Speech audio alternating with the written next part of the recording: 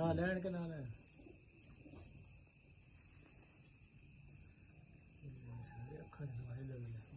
मेरे अस्सलाम वालेकुम जी तमाम शौकीन भरावां ने संगियां साथियां ने इंसाफ पिजियन कप जुलाना बड़ा अड़फस का कप पाई ਉਹਦੇ ਵਿੱਚ अल्लाह ताला इज्जत दी है ਉਹਦੇ ਅਸੀਂ चैंपियन बने हाँ इस चैंपियन बनने की मुबारकबाद मैं अपने उस्ताद मोहतरम उस्ताद वकास अली विक्की गुजर साहब ने देना और पार्टी सरबराह उस्ताद चौधरी आसम ने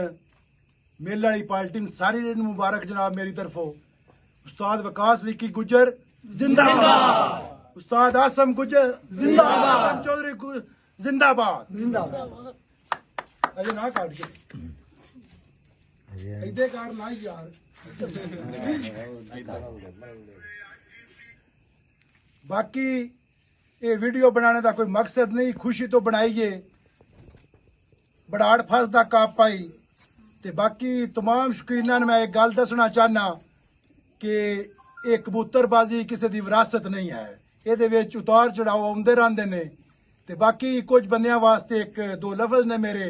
कि शेर शेर ही होंदा है भावें सुते आवे भावें जागदा आवे इलियास गोंदड़ जिंदाबाद और ये सारी मेहनत और इस जीत का सेहरा है मेरा बेटा हसीब गोंदड़ और भाई असगर गुजर ये सारा इन्हां दे सिरे ताड़ियां ला या कुछ भी नहीं हुंदा ला गा पूरा फुल बन गया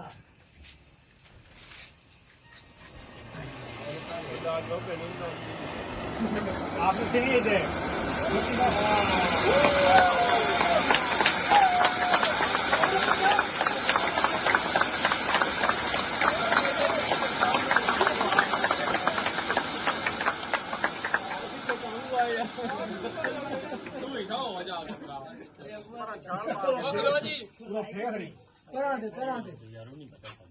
बंदा बनी